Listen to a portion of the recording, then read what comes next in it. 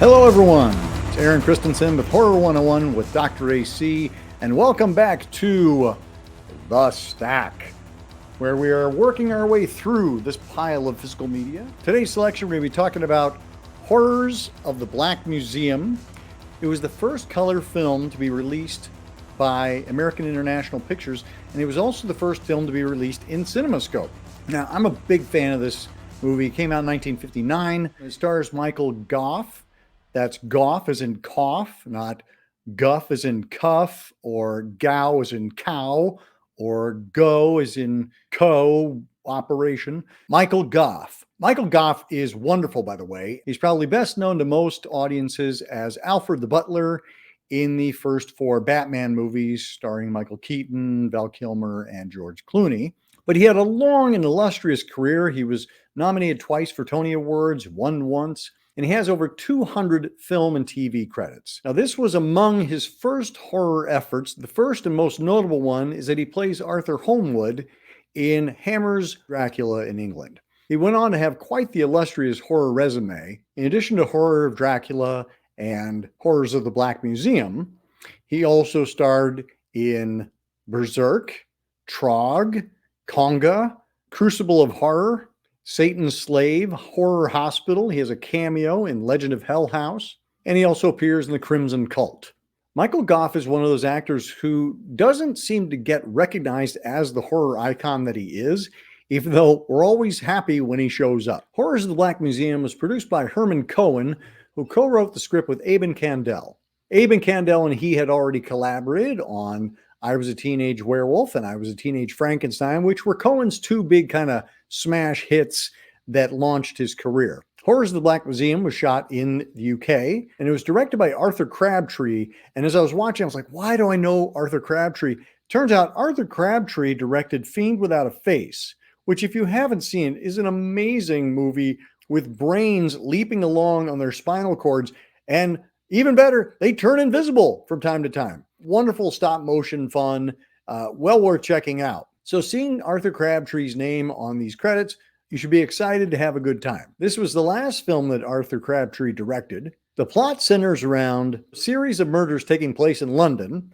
All of them seem to be utilizing equipment to be found in Scotland Yard's famous Black Museum, which is where they keep all the stuff that killed people over the years, I guess. The movie kicks off with its most notorious scene, which is a woman gets a mysterious pair of binoculars in the mail. She holds them up to her eyes, and two little spikes jam out into her eyes. And that's how the movie kicks off. There are a variety of other elaborate murders. A woman gets guillotined in her bed. Another woman gets killed by ice tongs. Michael Gough is our lead, and he plays Edmund Bancroft, who is a writer who's become famous analyzing all of these murders. Of course, as you quickly come to surmise, he's also the one committing them. And he has no respect for the police. He thinks they're dummies who are never going to catch him. And the reason why they're never going to catch him is that he's not actually committing most of the murders. He has an assistant whose name is Rick. Rick is committing these murders under a combination of hypnosis and drugs. And we find that when he is under his spell, his face actually changes and he has this kind of scarred visage. Not sure why that happens. I don't think that's usually what happens when people get hypnotized, but it's a super fun movie. Michael Gough is having the time of his life, as he seemed to do with most of Herman Cohen's films. When he appeared in Conga and in Trog, Berserk, he's always kind of playing these like just sneering upper crust gentlemen who just think that they are above everything. Just a delightful performance. Now, Herman Cohen was also a big kind of ballyhoo guy. This was the era of William Castle. So while Cohen was not to the extent of Castle, he wasn't going around, rigging up theater seats with buzzers and, floating skeletons over people's heads. But he did come up with this great gimmick called Hypnovista. And Hypnovista was supposedly that if you watch the movie, you will actually get hypnotized as well. And the film was preceded by an 11-minute prologue featuring a, quote, real-life hypnotist named Emile Franchel. And Emile Franchel talks to us for again, 11 minutes, as the prologue explaining how hypnotism works and why you, the viewer, may be susceptible to hypnotism.